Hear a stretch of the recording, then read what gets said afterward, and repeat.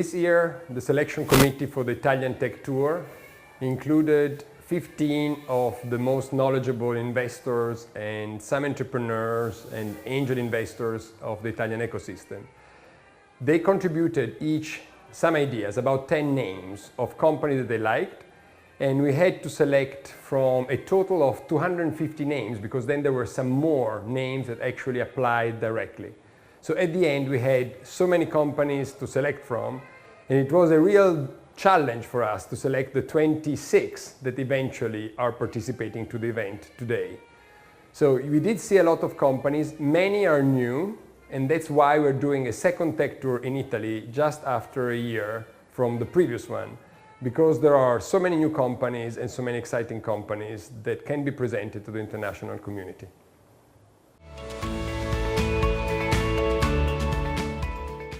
I think the Italian tech market represents a great opportunity for international investors because it is underdeveloped.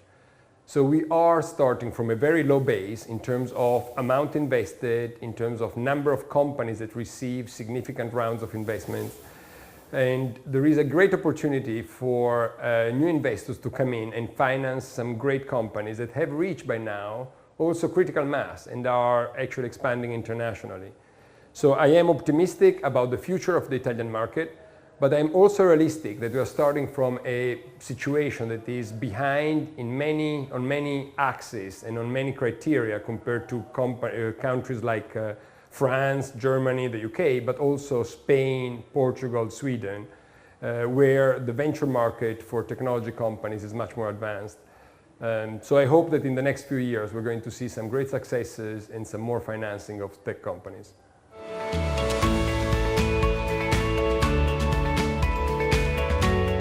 At Silverpeak, we work and advise with some of the most exciting technology companies on a pan-European level.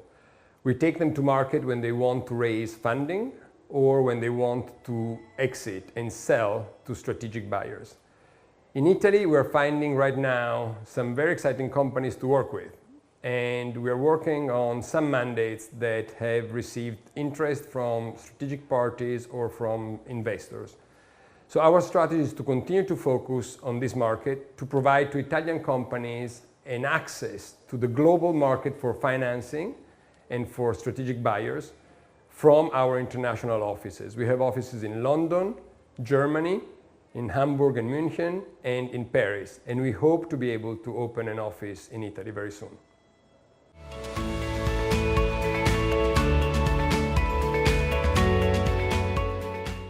When it comes to valuation, Italian companies often command a discount.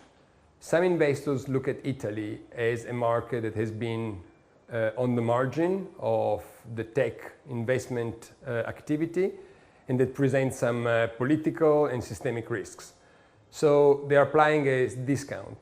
This discount, however, is closing, and I think the opportunity to invest at a discount is going to go away as investors realize that the Italian market is maturing and is becoming more professional.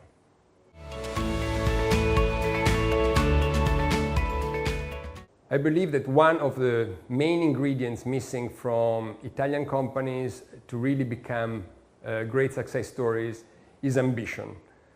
Some of the Italian management teams are used to deal with not enough capital, with a scarcity of capital and with the local markets.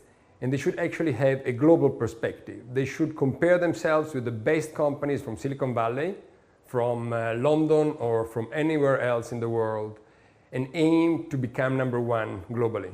I think with that in mind, we're going to see more Italian companies becoming some great success stories and unicorns.